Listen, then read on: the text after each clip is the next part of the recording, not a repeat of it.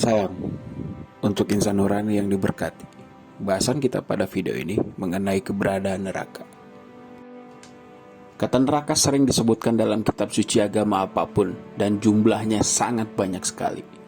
Tempat ini menurut keyakinan manusia beragama adalah tempat di mana manusia dan para makhluk lain yang membangkang terhadap ajaran Tuhan dan mengingkarinya. Siapapun orang yang dimaksud ke dalam neraka, dia tidak akan keluar darinya. Pintu neraka berdiri kukuh dan tertutup rapat. Itulah penjara bagi orang-orang yang menganggap remeh berita tentang pengadilan akhirat. Dan tidak sedikit dari kita yang meragukan bahkan tidak meyakini atau tidak percaya dengan adanya tempat yang disebut neraka. Tuhan, surga, dan neraka hingga saat ini masih dipertanyakan keberadaannya. Banyak orang yang mulai percaya pada Tuhan, namun lama-kelamaan kepercayaannya makin memudar karena tak adanya bukti kalau Tuhan memang ada. Di zaman yang semakin modern ini dan canggih, tidak sedikit pula orang yang sangat pintar hingga tak percaya akan adanya Tuhan.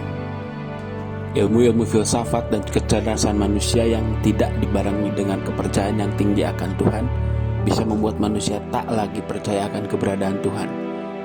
Ada sejumlah ilmuwan yang punya bukti bahwa Tuhan, surga, dan neraka itu memang ada. Mendiang Stephen Hawking meyakini bahwa surga atau kehidupan setelah kematian hanyalah kisah dongeng bagi orang-orang yang takut mati. Pola pemikiran ini ditegaskan dalam wawancara dengan media Inggris The Guardian beberapa tahun lalu. Dalam wawancara eksklusif dengan media Inggris The Guardian pada Mei 2011 lalu, Hawking saat itu menyatakan tidak ada hal apapun yang terjadi setelah otak manusia berhenti bekerja untuk terakhir kalinya. Hawking yang lahir tahun 1942 ini didiagnosis menderita penyakit motor neuron pada usia 21 tahun. Akibatnya Hawking sudah harus mengalami kelumpuhan di usia muda. Hawking harus berada di kursi roda dan berbicara menggunakan program khusus. Kondisinya ini tidak membuat Hawking takut pada kematian. Saya telah hidup dengan prospek kematian dini selama 49 tahun terakhir. Saya tidak takut pada kematian, tapi saya tidak terburu-buru untuk mati. Saya punya banyak hal yang ingin saya lakukan terlebih dahulu, ucap Hawking kepada The Guardian. Saya menganggap otak sebagai komputer yang akan berhenti bekerja ketika ada komponen yang rusak. Tidak ada surga atau hidup setelah kematian untuk komputer-komputer yang rusak. Itu hanyalah kisah dongeng untuk orang-orang yang takut pada kegelapan. Ibu dari Hawking. Pernyataan itu sedikit lebih jauh dari apa yang dipaparkan dalam bukunya yang berjudul The Grand Design yang dirilis tahun 2010. Dalam buku itu, Hawking menyebut tidak diperlukan seorang pencipta untuk menjelaskan terbentuknya alam semesta. Buku itu menuai kecaman dari para pemimpin keagamaan. Dalam wawancara dengan The Guardian ini, Hawking juga menolak pandangan soal hidup setelah kematian. Dia menekankan perlunya pemenuhan potensi bumi dengan pemanfaatannya secara baik untuk kehidupan. Saat ditanya lebih lanjut soal bagaimana seharusnya manusia hidup, dia menjawab dengan singkat, "Kita harus mengejar nilai terbesar melalui tindakan kita," ucapnya. Adapun pertentangan pendapat dari wartawan yang mewawancari Paus. Seorang wartawan terkenal Italia menulis bahwa Paus Fransiskus mengatakan neraka itu tidak ada. Namun Vatikan mengatakan Paus tak pernah mengatakan hal itu. Kutipan yang dipermasalahkan itu muncul di sebuah artikel di harian Italia La Repubblica. Namun Vatikan mengatakan tidak ada kutipan apapun dalam artikel itu, yang merupakan transkripsi yang dapat dipercaya dari kata-kata Paus. Vatikan mengatakan artikel itu berdasarkan pada pertemuan pribadi yang dilakukan Paus dengan pendiri harian La Repubblica, Gino Scalfari, dan bukan wawancara. Doktrin Gereja Katolik yang meyakini keberadaan neraka dan kekekalannya. Katekismus Katolik menyebut jiwa-jiwa yang berdosa layak masuk neraka dan mereka akan menderita di dalam api abadi.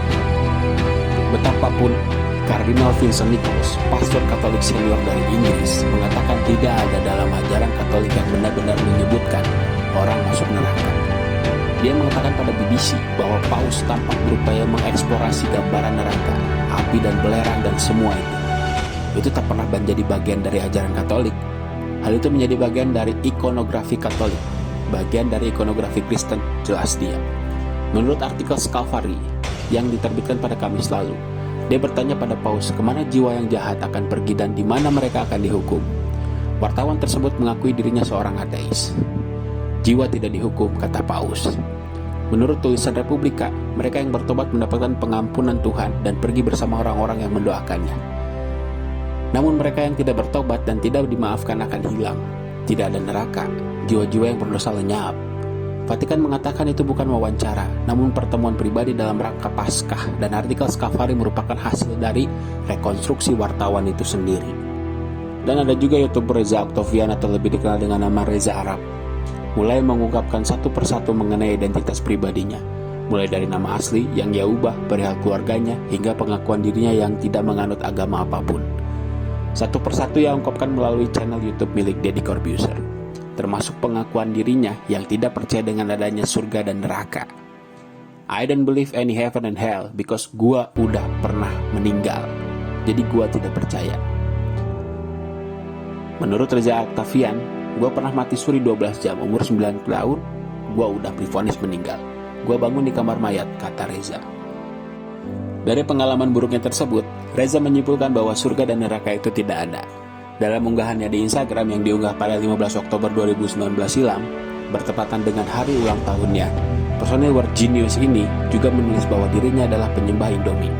Saat Deddy Corbuzier menanyakan hal tersebut, Reza menjawab dengan enteng saja, "Iya, habis gua bingung mau ngomong apa." Reza menjelaskan bahwa dia tidak mau orang-orang melihat dirinya sebagai seorang yang dikotak-kotakan oleh agama atau ajaran apapun, tapi orang melihat Reza sebagai manusia seutuhnya, yang akan membantu seorang sebisa mungkin tanpa melihat kepercayaan yang dianut.